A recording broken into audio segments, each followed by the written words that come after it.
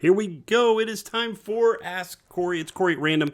Ask Cory a question. If you want to ask me a question, just put it down in the comments below. We'll add it to the mystery wheel here, and we'll see what I'll have to answer today. We're going to put a spin on here and see. Sorry, that light. Let's see if I can put it right in the middle. Aww. Love ring lights, but wow. Okay. Direct another movie. Okay, so the question is, I'm guessing, we don't have a lot of space to write stuff in there, is will I direct another movie? Yes. I absolutely plan to direct another movie. About every month, I come up with a different idea for a movie. I have plans right now to shoot a trailer for an idea of a movie that I have going on, kind of a psychological thriller. So yes, I totally plan on directing another movie. I haven't directed a movie, full-on movie, probably 15 years, more than that, maybe. My goodness. Day Feed, Savage Spirit, Stopping Place. We did the Mr. Heath DVD, the children's DVD. I absolutely love that. That was probably one of my favorite projects. So I loved all those. Yes, so I will direct a movie. The plan would be to do a suspense thriller. I did the throwbacks to the 70s drive-in horror movies. People are always like, "Ooh, I want to see your movies." I'm like, "Oh, no. You won't respect me in the morning if you watch my movies." They are exactly how they were created to be. They're super fun. Love the entire experience of working with everybody on that project. What a great group of people. Had so much fun on every one of those. And they were a blast. But I'm not into horror movies. Creature Features is okay. And They Feed was kind of a creature feature. Savage Spirit was about a ghost killing people at a pool party. Shot that right in the middle of the Texas heat. Oh my gosh, I think it was 108 or 109 degrees. We were shooting on a bridge. We had this one scene on the bridge. It was right at the end. It's pretty much all we had left. I was dressed in a black t-shirt. I think my actors were both wearing black t-shirts that day and jeans. And oh my gosh, it was so hot. It was so hot. Now, the other actors that got to sit in be in bathing suits around the pool, that wasn't so bad. But man, everybody else, we all burn up on that one. That was super fun. That was Savage Spirit. They Feed it was like Trimmers, like a baby Trimmers. It was about a worm, 6-foot killer worm that was killing people in the woods. Highly intelligent movies that I did the first couple of movies, and it wasn't as bad. We were out in the woods, and it wasn't as bad filming as far as I don't remember the temperatures and the heat. I think we were just running 100 miles per hour. There are a few funny things that happened on that one. I remember there was one scene where we had to kill somebody, or the worm, of course, was killing people in the woods. And of course, if a giant worm with teeth is killing you, it's going to be a messy sight. And so we had filmed in this one area, and I was covered head to toe in Karo syrup. I think was it 2 drops of red, 1 drop of blue, whatever it was to make it look like blood. So I looked like I was a bloody, beat up mess covered in grass and dirt, carrying a shovel. I mean, I looked like I had been through it. And I came walking out of the woods. I was headed back over. There was an apartment complex across the street. That's where we were. So we're filming woods. I come walking up the street, and then a police car stops. I think it was an SUV, actually. And I was like, oh, man, this isn't good. And I'm kind of like, oh, crap. And 2 cops get out. No, one cop gets out. And he comes around the back, and he's standing there, and he's looking down at me. And I'm like, well, I guess I'm just going to keep walking, because what else am I going to do? So I keep walking up there, and I'm like, I don't know how I'm going to explain this at all. And he goes, how's the movie going? And I was like, it's going pretty good. And he asked me a few questions about it, what was going on. I had filed with the city that we were going to film the movie, not necessarily permits necessarily, but they knew what we were filming. So thank goodness when I came out of the woods, he was there. Another funny story about that.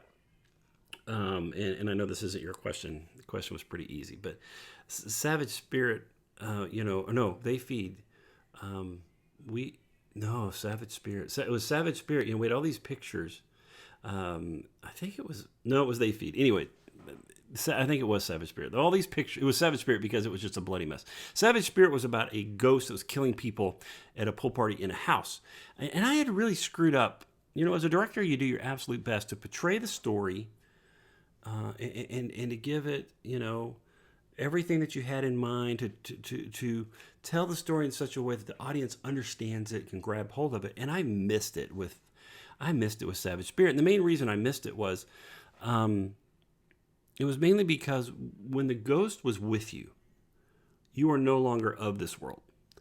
So that meant the second the ghost had you, you were gone.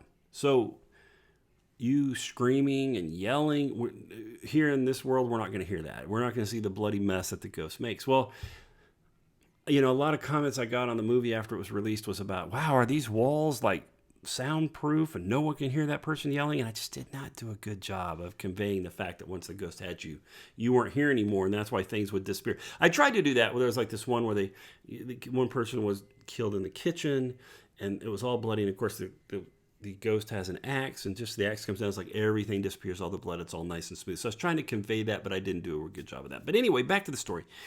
We'd take pictures on set. So we had a lot of pictures on set. And of course, 7 or 8 people die in the movie. Bloody, gory deaths. Man, anyway, the one with the garage door opener was crazy. But anyway, the garage door smashing on somebody. But anyway, back to the story. Just dropped off we shot 2 movies pretty much at the same time. So I just dropped off all these rolls of film. It wasn't digital cameras, like it was rolls of film. We dropped it off at this pharmacy and to have them all, processed. And so I go to pick them up, and I remember I walked in. It was a young lady behind the counter, and she goes, "What was the name on it?" And I gave her my name, and she just went, she's like, "Shoo," and she just stared at me, and I'm like, is there a problem? She goes, hold on just a minute. And then she just walks off, and she goes over to a guy that's standing like behind a big machine that's printing the pictures, that would be printing the pictures. And she talks at him, and he looks up at me like, listen to her, and he's like, okay. And so he comes walking over, and he looks nervous, and I'm like, man, they lost my pictures. I can't believe they lost my pictures. That's what I'm thinking. I'm like, something happened to my pictures. I'm like, dang it. And he goes, so I have a question for you. And I'm like, yeah. He goes, we did the rolls of film for you. And I'm like, great. Yeah, thank you. He goes, what's going on? I was like, huh? He goes, the pictures, what's going on? And then that's when it dawned on me. It looked like I had brought crime scene photos to the local pharmacy to have it processed. I said, shooting a movie.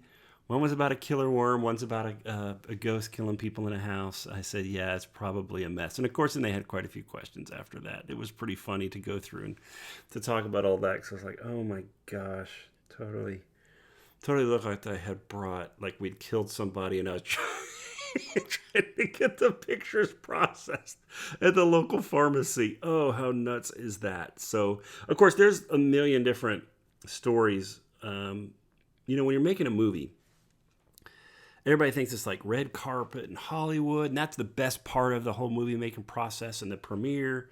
No, the best part about making a movie, really, for me, is just it's these little interactions on set and things you do to overcome problems and the way you get things accomplished and the creativity and the actors bringing their insight and their thought to it, and then you have, like, I had Evil John, and he was our special effects guy, and he is like really ramped up and he's want to do all these big things, so you're trying to balance that and actors and safety and all of that. And I'm like, it's those moments of interacting with people and the stories that you have from the set, that makes movie making so much fun to me.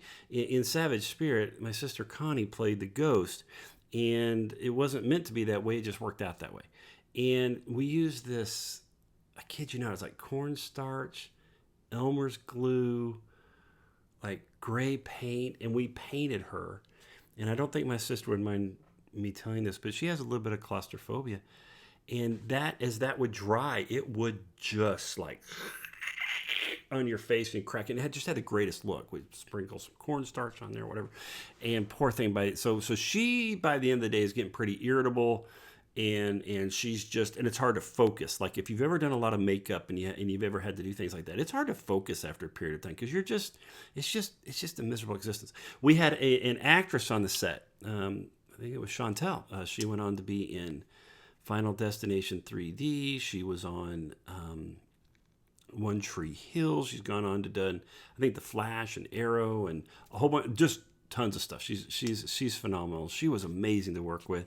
As far as maybe we didn't always have the lines down exactly, but as far as just being fun to work with, she was great. But I remember Connie would freak you out. Like if you walked around a corner and saw her in makeup, in character, in that old like Little House on the Prairie, torn up, a tattered dress, she would freak you out. And I remember Chantel was like, I don't really want to be, I don't want to be around the ghost when the ghost is around. So yeah, that was pretty funny. So that's the best part of making movies to me is it's the making of the movie part, but it's the working with the people and being around the people and overcoming issues.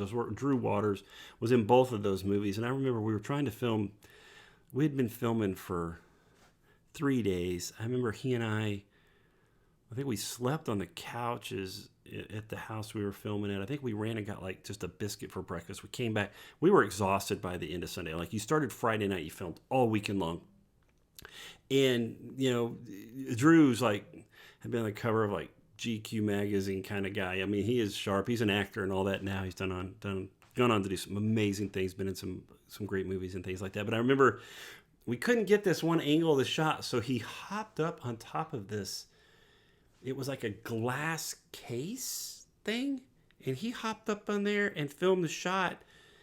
And I just remember not realizing what was going on. We filmed the shot and I turned around and like that whole thing is just like, it's just seconds away from shattering and topping him down. And I'm like, oh my gosh. But he got down and we were okay. But it's those little moments you're like, oh, what in the world happened? So if you want to know more about making either one of those movies or anything like that, that's a question you can ask. Put that in the comment. But yeah, so yes, long story short. Okay, I have a friend and he says that all the time.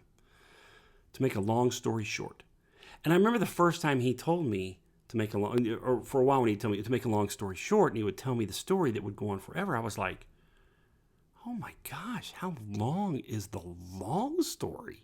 Like, holy crap. And then I come to realize there is no long story or short story. It's just story. I think they just say that to be like, to make you hang in there just a little bit longer so they can tell you the big long story of what's going on. It's kind of funny. But yeah, he does that to me all the time. And I'm like, is this really the short story? Or is this the long story? Can I sit down? Can I get a snack? Maybe I need a snack for this one. But anyway, I will direct another movie. Probably going to be 4 or 5 years before I do that. Pick which one it is. Psychological thriller. I think we have 28 scripts that are sitting there that we could go through and put things through together. So yes, we will shoot another movie. Thank you for asking that question. If you have a question about pretty much anything, we'll see if I have an answer. I'll have an answer. How accurate it'll be, or if I even know what I'm talking about, that's debatable. But I'll try to answer it for sure. So be sure to ask me a question. We'll put it on the magic wheel. Yay!